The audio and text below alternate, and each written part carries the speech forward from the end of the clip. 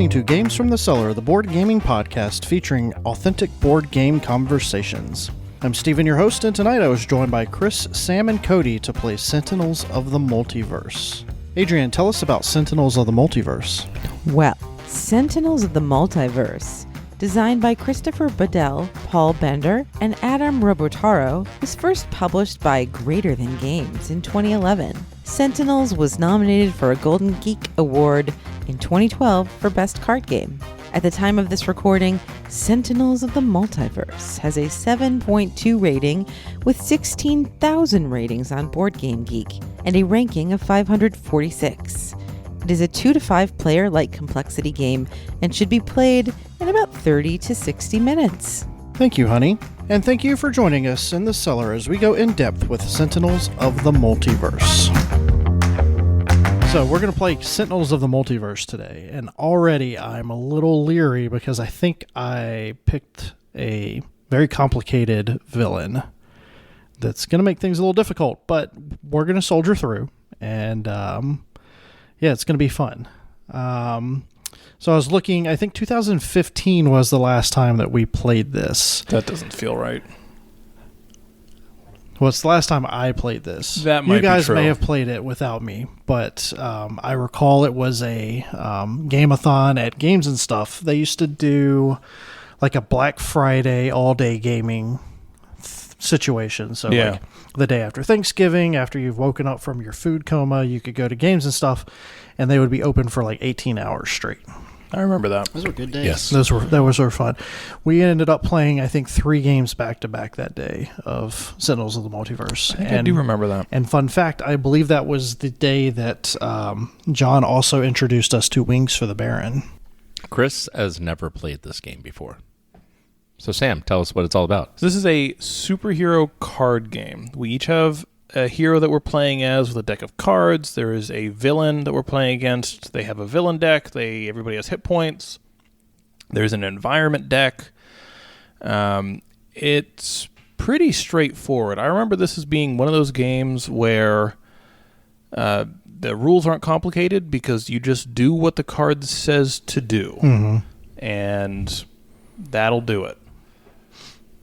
Yeah, it's it's kind of in the vein of like Pathfinder, the adventure card game. I think was directly there's a whole influenced by this. There's a whole host of like adventure, like even a lot of the campaign games these days have kind of a similar running gear where there's something that you're going against that has either a deck or some kind of automa that basically plays against you so that you don't have to have that DM role. Yeah, and there's no deck building in this, which I think is a lot of the more recent games in this vein have some sort of deck building, even if it's just drafting. Yeah. But there's absolutely elements of like Thunderstone or the Legendary Aliens game?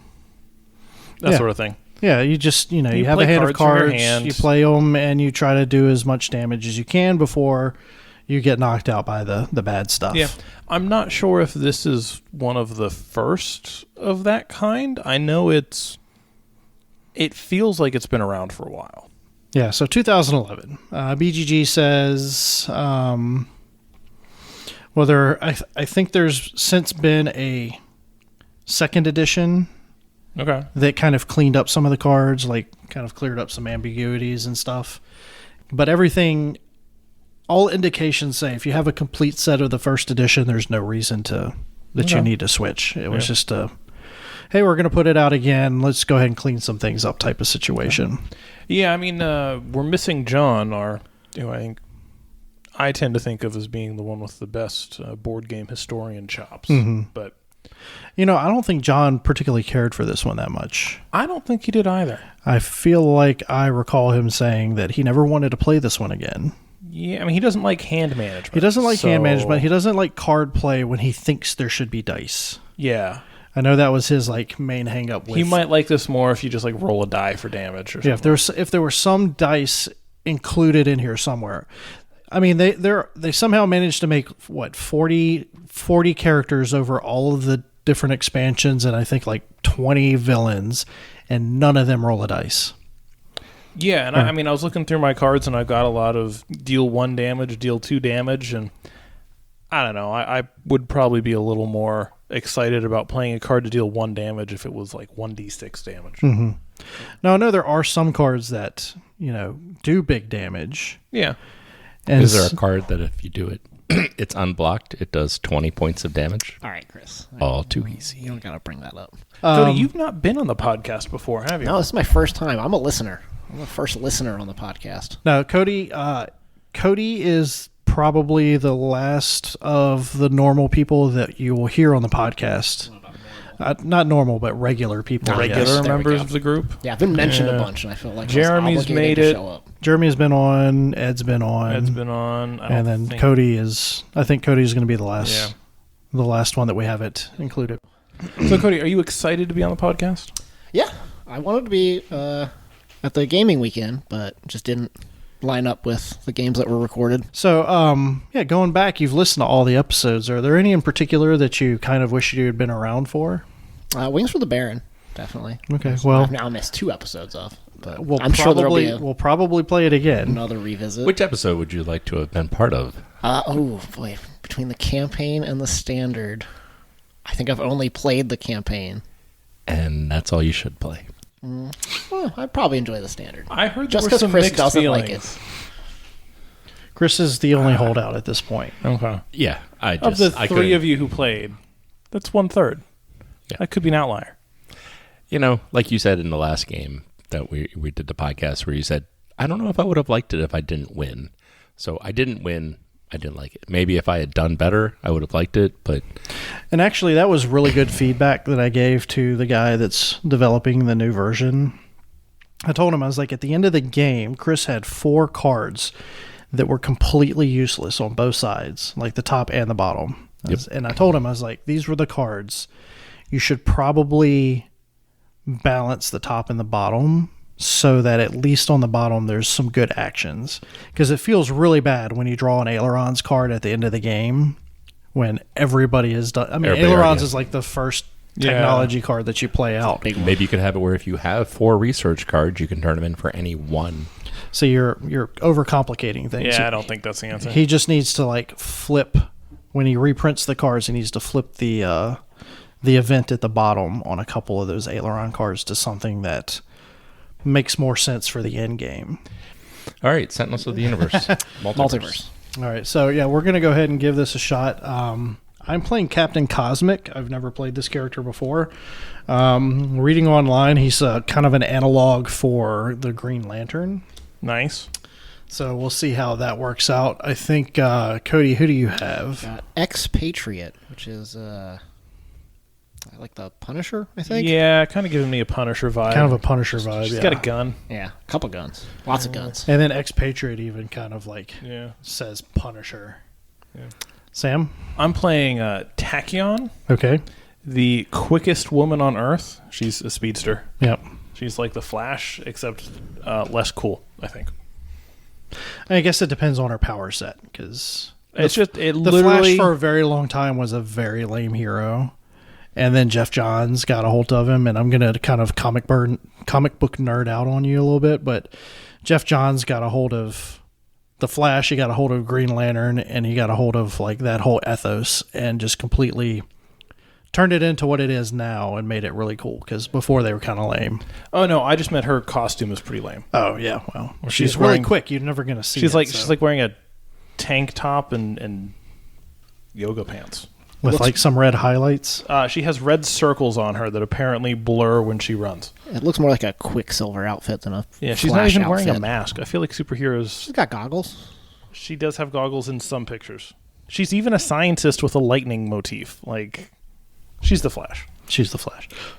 Who are you playing, Chris? Oh, Absolute Zero. Well, when I saw the list of who the choices were, I obviously went down and looked for Ghost Rider, but of course he wasn't on the list. So I looked for any character that had been played by Nicolas Cage and was unsuccessful. So my next choice was Absolute Zero. But he does ice damage and he does fire damage, so it's kind of like there is the part of the Ghost Rider in Absolute Zero. I feel like there's an anime reference to be made here. Yeah, My Hero. All right. Well, Seems academic, though. we're going up against Spite, who apparently is a Bane type, who's got drugs that he uses to power up and kind of go crazy and Yeah, he's a crazy serial killer. and We'll murk hunt him people. down. So, yeah, we're going to hunt him through the streets of the Pine Industrial Complex and try to bring him to justice. So we're going to do that, and we'll be right back and let you know how it went. All right, so somehow we managed to survive and actually vanquish Spike. Pure skill. Spite. Spite. Sorry. Spite. Card manipulation. So I only cheated a little. I did like how Spite brought about his own downfall at your hands, though. That was pretty nice of him. So Chris had asked, well, why don't you go ahead and ask it again, Chris? I was just asking if we missed something from what do the other decks bring? Because What do you mean We the just we other saw decks? drugs. There wasn't the other- environments disappeared every time. So essentially with Spike, he had two mechanisms going against each other. So he has the drugs that essentially power him up and have him do more and more kind of incidental damage to us. And then he's got these victims that you either save or he kills. And when he kills them, different things happen based on which victim it happened to be. So sometimes it was discarding cards, sometimes it was taking damage, so on and so forth. Now, there are other villains that actually have minions. So, like, one of the ones in the base box that I know we've played a couple times is... It's like a base that you're actually fighting. It's like the Omicron base or something, where there are robots that you have to clear out before you can damage the boss himself. So every turn, a couple of robots are going to come up that you have to... Then everyone at the table has to do some damage to get them cleared out. Otherwise, you get overrun, and you can't... you get overrun and you can't take down the bad guy. Okay. So- A lot of my cards had damage where I could damage multiple targets, not the same target 3 times. Yeah, Same with mine. So, from what I remember of playing against other villains, they really do put out a lot more minions for you to deal with. Yeah. And there's sort of a... You kind of have to juggle target priority between, do you target the main villain or do you target their minions who are buffing each other and the villain and dealing damage and giving you bad things? And so the AoE matters a lot more. With Spite, he doesn't have any minions in his deck at all. Instead, he has the victims that you have victims. to save. That you have to save. And Chris, you never saw any of those because Steven was saving them Yeah. every round whenever they came up. It made sense because the character that I chose, Captain Cosmic, the Green Lantern analog, he had some interesting things going on, but at the same time, I don't think he was really helping with this particular villain. Because with this particular villain, you needed to hit him hard. Like, you needed to hit him one time and you need to hit him hard. Where I had a little more AoE damage and then I could augment the other players at the table. So that's what I was trying to do. I was trying to augment Cody because he could do extra damage and then some damage reduction for him. And you know, I tried to spread it over to Chris, but Chris was kind of doing all right on his own at the time. So that's why I didn't really prioritize you. I was But, fine with that. yeah, I impaled him. Yeah. I mean, yeah, the real all-star were those impales. The 19 damage, the 20 damage that Finished Samuel them was off. able to get in the end was great, but I really think those impalings did the bulk majority of the damage. I agree. I think they did most of the damage. Most I of think- the heavy lifting. I think my real contribution was just he can't deal. I had 2 cards that I hit him with that prevented him from dealing any damage for 1 round. yeah, which- and you had 2 of those in a row. I had 2 of those in a which row. Really allowed us to. I mean, which, like, on the one hand, it's like, oh, that's lucky. On the other hand, those were also in the bottom, like, 8 cards of my deck. Yeah. So I did not get them for the whole game until the very end, where they were helpful, but they probably would have been helpful earlier, too. Well, It the would- first 7 rounds when he would hurt us and heal himself. Yeah. So he basically got 0 damage almost the Yeah, first if 6 or 7 if I rounds. tagged him with one of those cards, then he wouldn't have healed. Yeah. Because he wouldn't have dealt any damage. But he would have then, once those cards wore off, he would have ended up healing himself anyway. It was really tough to get damage to stick when he was in his first form. He really, I mean, some of the other villains, I felt it's played a little bit more like a back and forth, like a skirmish, where you're trying to build up your hero and kind of counteract the villain building up their board. This guy, it really felt more like a puzzle almost, where you had to... I mean, he basically just removed entire sections of the game. Yeah.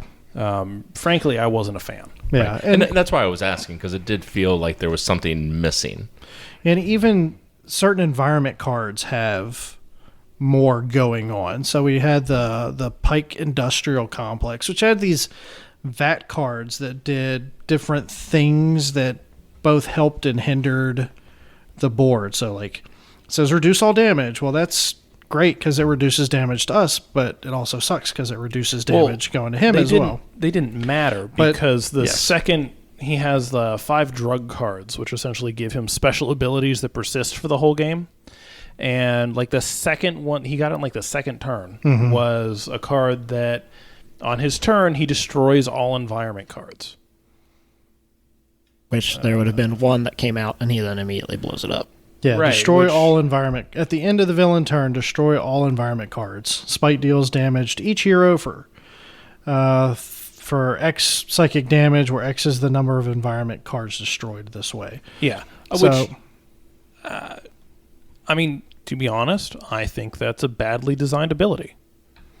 Right? Yeah, It's saying it gets rid of all environment cards, but you only draw 1 environment card a turn.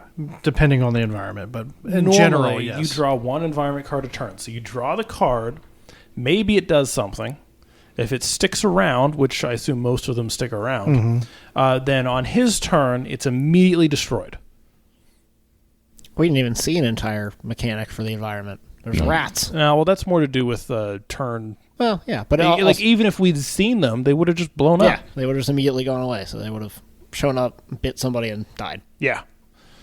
But as I was mentioning, there are other.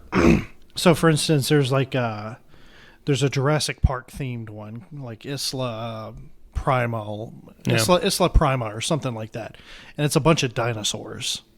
That's how we get Jeremy in. And yeah, I mean that's how you get Jeremy. And so I think for the most part, like probably 80% of that deck is going to be dinosaur minions that you have to work on because you know, at the beginning of the environment phase, if you've let them stay on the board, they're going to start hurting people. And they have a lot of hit points too, if I recall. And it's one of those things where, you know, you really need your AoE on point because you got to whittle those down as well as the boss monsters or the boss, as well as the villains that have a lot of minions. You got to really kind of work that out. Yeah, that was the other thing where when I've played this game before, you have to really think about who you're targeting, right? And where you're putting your damage and what's getting taken down. And with this guy, for, I was going to say 90% of the game, but no, for the entire game, he was the only target, which meant AoE cards were, I mean, they damaged him, but they were effectively worthhless. Yeah, they were like the same I as had, single target. Like a lot of my abilities were deal 1 damage to 3 targets, which would be great, but to spite, I'm only doing 1 damage because I can't select him 3 times. I had a bunch of cards that said the same thing. I think Cody did too. I'm I sure had Chris had AoE multitude cards. of equipment that They would let me do don't that. matter against this guy. You don't have to think about, I mean, for single target, you have 1 target. You don't think about it. You just stack damage up, which I was pretty disappointed by. Yeah, I think I did a disservice randomly picking this guy. There are a lot more Dynamic, and I think I'm going to say the word interesting villains out there. You know, this guy could have been more interesting had he been somebody that we played down the line. Like he's got those weird mechanics. Like you said, he's kind of a puzzle. Yeah. Where I think at this stage of us playing Sentinels of the Multiverse, which essentially is like our first time, because it's been 8 years since we played it the last time. I've never played it. First time for Chris. I really think we needed somebody a little more basic that had a bunch of... There was a target-rich environment. I agree. Yeah, the forced entry card sucked, where you essentially empty out your safe house and then kill one of the hostages or the victims that you've saved. Yeah. The healing was what really sucked. The healing was frustrating because he healed for every damage he dealt, and then almost all of his attacks were just area of effect. Yeah. He was hitting everybody. I don't know if even the constructs, and that was giving him more healing. Yeah. Yeah, I don't know if I verbalized it or not, but in my head it was, let's get as many people into the safe house as we can so when he gets his fifth drug and flips, we can do a lot of damage, because any damage that we do to him otherwise isn't going to matter. Yeah. But little did we know that he was going to go into the safe house, kill somebody, and kick the other He guy did out. that like We didn't know right that away. We didn't know that card was there until after we had, saved a couple of people. Well, even if you don't I save still him- think that's probably the better plan. 'Cause Even if you don't save him, he just kills him. I think he flipped with like 2 damage. Yeah, Yeah. 2 It damage was- and then the 10 from the 2 hostages that we saved. we had spent a few rounds wailing on him and not done anything. Yeah. Well, one of his drug cards didn't help. Of every time you use a power, Yeah, take damage and take throw damage away and mill 5 cards. mill 5 cards, and that was his first And his one. also the first 2 damage that we gave to him didn't affect him at all. Yeah. So he had a couple really good early power-ups. I almost feel like we should have played it differently. Of just don't even bother shooting him. Just dig for cards. Yeah. Find some better equipment. Yeah. I mean, you're not wrong. I didn't see most of my cards because I would just mill them out. Yeah. And I was looking at there was a couple cards that let me just shoot as many guns as I had out. I never had them in my hand. I think there's one. I remember there being one villain that dealt more damage the more henchmen they had out. Yeah. So you really needed AOE to keep their damage under control. Yeah, so there was... And they clearly had like minions and then lieutenants that would come out. It was pretty neat. Are Yeah. you thinking about foe hunters? No. Okay, because that's all I got to draw on, and it's so similar to a couple of their bad guys. So that's another thing I wanted to touch on, because we've been complaining about like this specific villain for a bit. So we didn't enjoy Spite. He was rough. Leaving that aside, this rule book is challenged a little, I think. It's just not very coherent. The rules are kind of spread out. It's difficult to find what you're looking for. The terminology is a little confused. Like it feels the need to specify that there's a difference between destroying a card and discarding a card. And Was there a difference between destroying and discard? Just how they're removed. No, in It's both where cases, they were when they got put into the discard in pile. both cases, they end up in the discard pile. But I know Cody's first thought and my first thought was when you destroy a card, you remove it from the game. Put it back in the box. Which I think with the modern games, that's how that's used. But for some reason, they felt the need to specify that you can't discard a card in play. You can destroy a card in play, which is kind of weird. And then there's stuff like when you run out of cards in your deck, for some reason, the rule for you just shuffle and keep going. You shuffle your discards. But for some reason, the rule for that is mentioned in the conflict resolution box, kind of buried away. I had to dig through the glossary to find, the rules for targeting and exactly what things counted as what. Yeah, that was a weird place for that. And the game is pretty darn simple At its core. It is. It just feels like it wouldn't have been that hard for them to just put a little more thought into writing up the rules. Yeah. And that's what the second edition probably fixes. Probably. And there's probably a rule book for one of the expansion sets that I didn't bring. I mean, I liked the game, right? Yeah.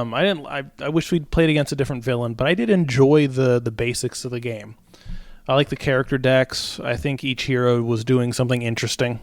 Okay, well, I mean, we all won, so it's kind of hard to say who goes first. Hands in. Go team. 1, 2, 3. Go team. Go team. I think you're on a roll, so I'll let you go ahead and give your 1 to 10. He was the one that made the final. I mean, he takedown. did put gets all the glory. I did get all the glory. He had the killing blow, so I landed the killing blow. What a hero. I blocked a ton of damage.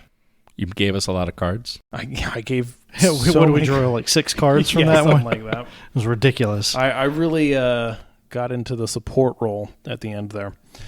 So I enjoyed this game. As we kind of touched on earlier, it has some rough edges. There are definitely better designed villains than this one. But that doesn't quite excuse all of the little rule foibles. There's a lot of little things you have to keep track of. And they do a decent job of giving you these little placards to help you kind of remember.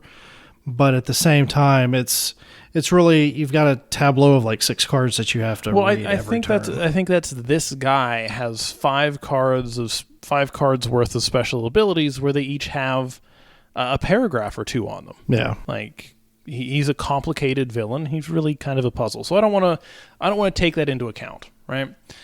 Because I know there are better designed villains. I liked the different characters. They're not all necessarily balanced. Mm-hmm.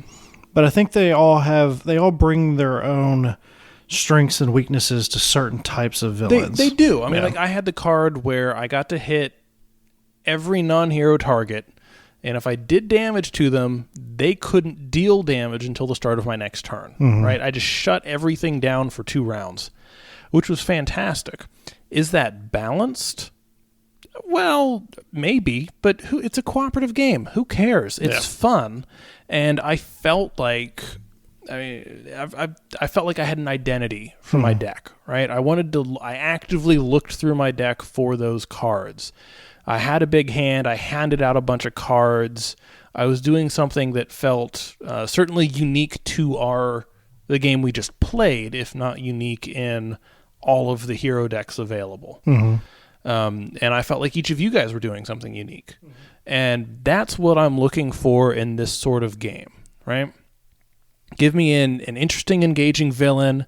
Give me interesting and engaging character decks. And we can make the rest work out. So it's a good 7. So, Chris, you actually, I think your character, Absolute Zero, did the bulk of the beating on Spite with the ice spikes that you lay down at its feet. Why don't you go next and give us your number? You know, this game, I was thinking about when we were playing it. It felt, I liked games that tell a story, and this game did tell a story. I was thinking of like Endgame or something along those lines. We were getting our asses kicked.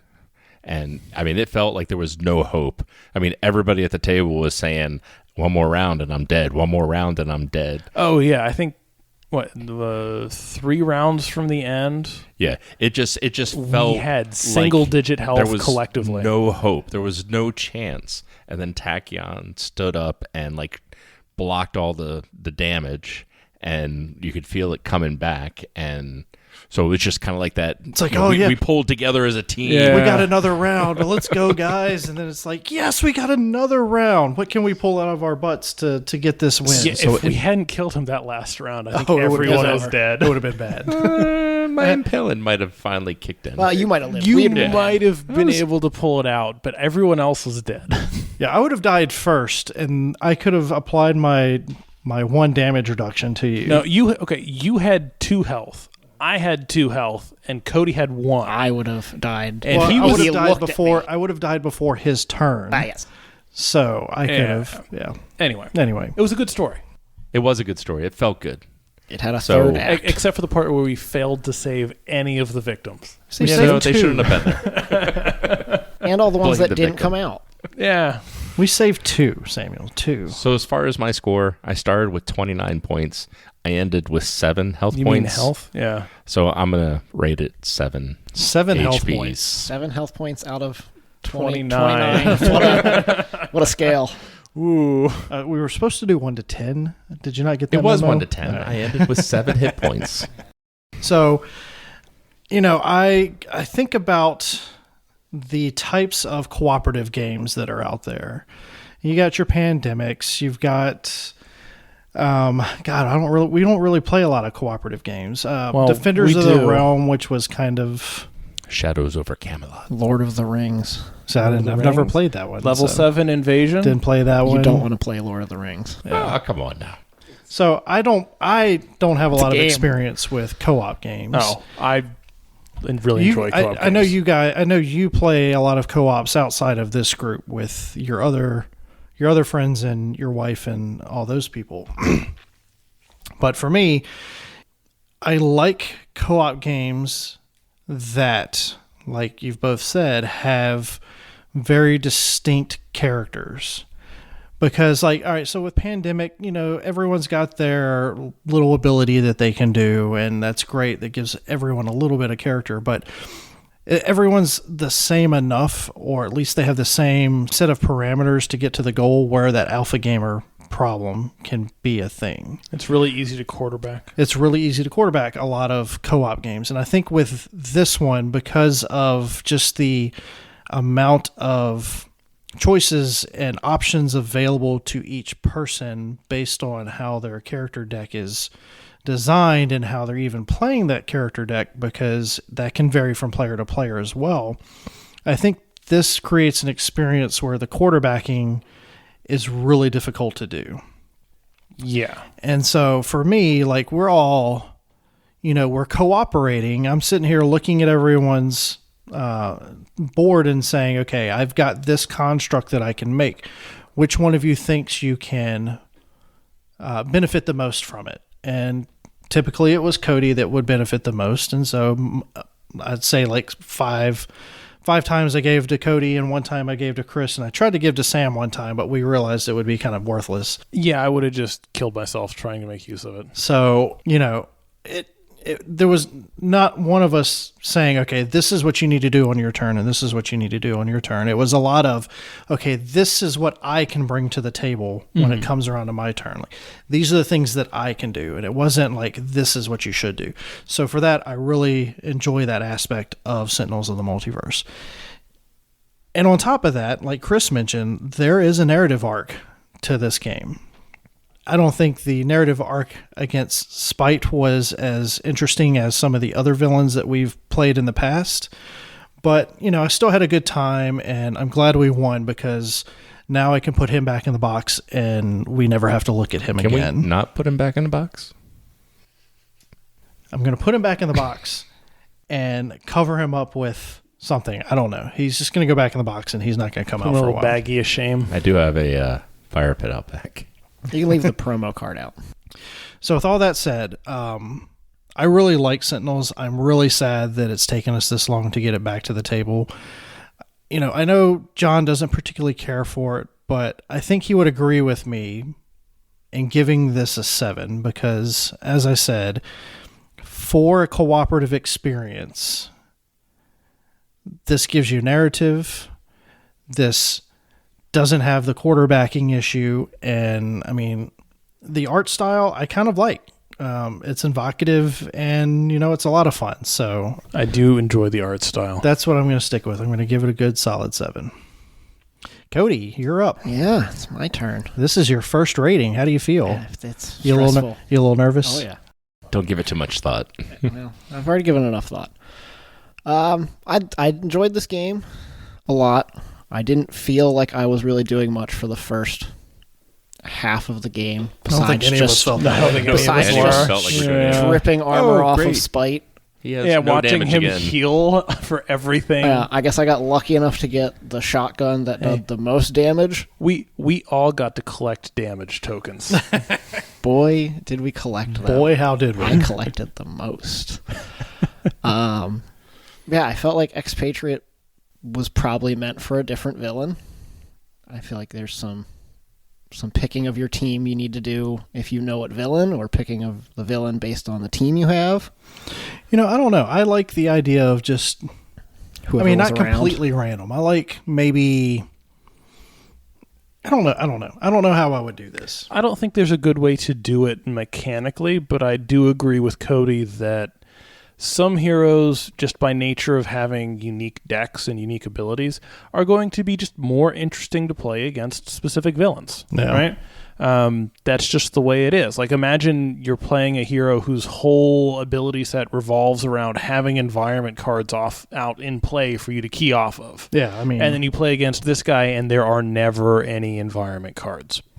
Yeah, you feel a little... You'd feel bad. Hamstrung. You'd go, well, I wish I'd played literally anyone else. Had a power out turn 1 that was shoot any non-hero target that comes out. No, never happened. Yeah, no targets ever appeared. The only thing it was good for was pulling it back into my hand with the drug power. Oh, you could have shot at my constructs to trigger them.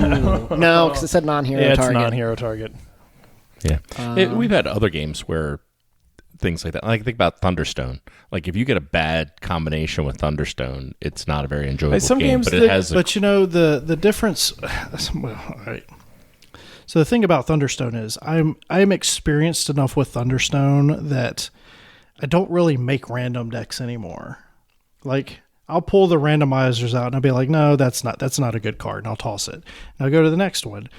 And then once I've got like 3 or 4 of the village cards, I'll be like, okay, there are 2 that I want because they synergize with these 2 cards that I've already... Right. So for me, like with Thunderstone, like I've got enough experience with that to where I know what works and what doesn't work. Right. So you have a lot of experience. The same applies here, I think, where if you had a lot of experience, you could say, okay, these heroes and this villain will play together interestingly, or these heroes synergize well together. Yeah, I think we probably should have picked the villain first and then picked our heroes based around that. Yeah, but again, if you don't have that experience, how do you know? I'm sure there's somebody online who wrote about it. Yeah.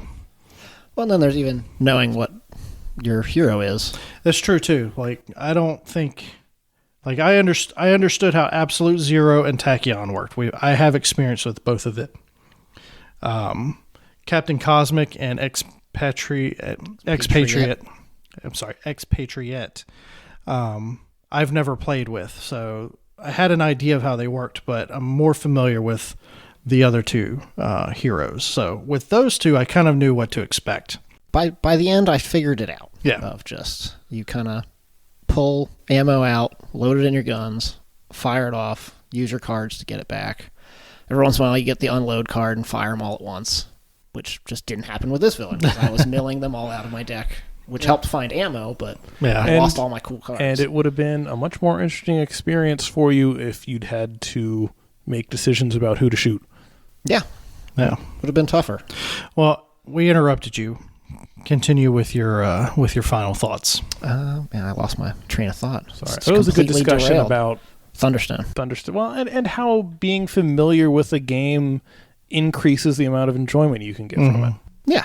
And I feel more familiar with it now. Trying a different hero, I'd probably have a better eye out of how to play them from the get-go. Yeah, I probably should have...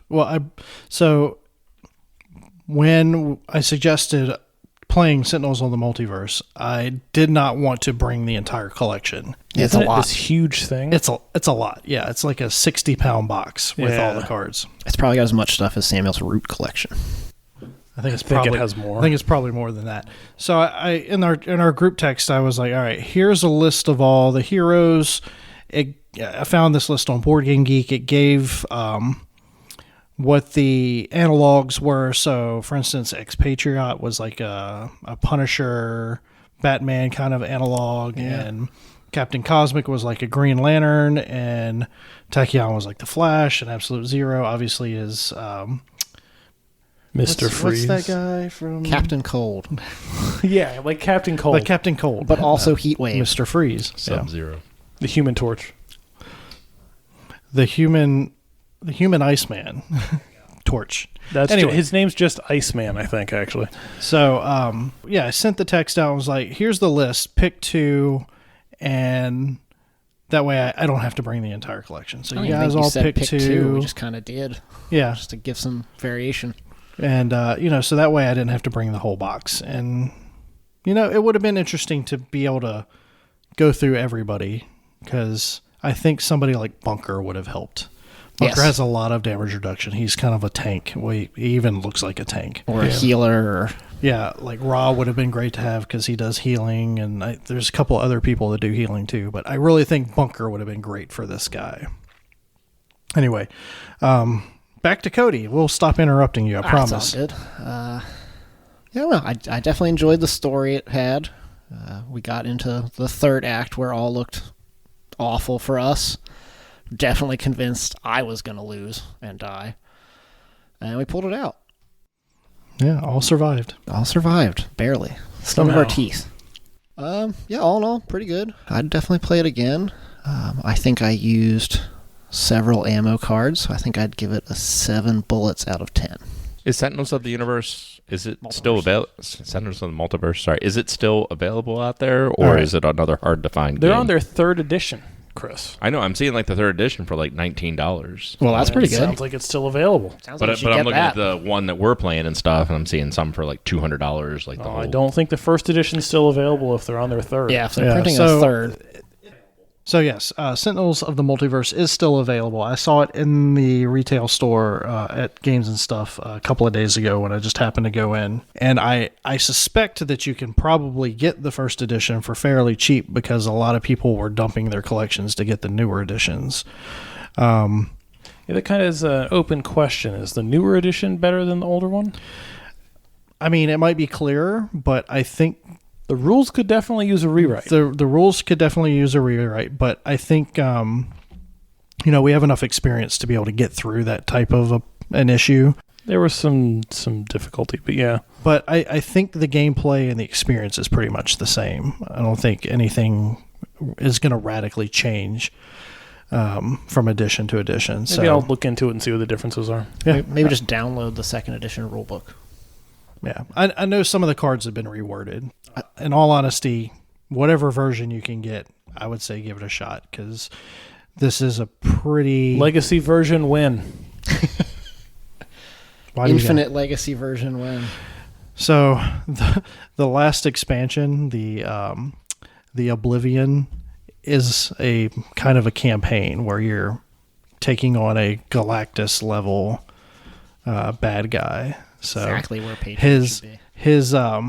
his character card, instead of just one card, is like actually a book that you fold through. You flip through. Nice. So I didn't want to bring that one out. I figured that would be a little much. That'd been a great first adventure. But yeah, so Next week. it's a great game. Go out and play it. Somebody you know has it probably. Yeah, And it seems if like they- a pretty common one. if they don't, I mean, it's you don't need a lot to be able to play this. I mean, there's a lot of room to play in just the base box because the base box, if I recall, comes with 10 different heroes and I think 6 different villains. And if you're playing with 4 players, that's a lot of heroes to kind of cycle through. 10 different heroes and 8 villains. How many environments? It just says 60 environment cards. 60. So 60, but I don't know how many different. So it's decks it 15. is. So it's 4. Oh, sorry. So there's 10 heroes, 4 villains, and then what you said, environments? 4 environments. Okay. So I mean, even it's still a lot. So right? even still, that is a lot to be able to cycle through. So if you can find just the base box, and to be honest, some of the base characters are really good. Yeah, I mean, it's not like they're maybe slightly more straightforward, but I mean, they're even a couple of complicated ones. that's I mean, straightforward is a far cry from boring, Yeah.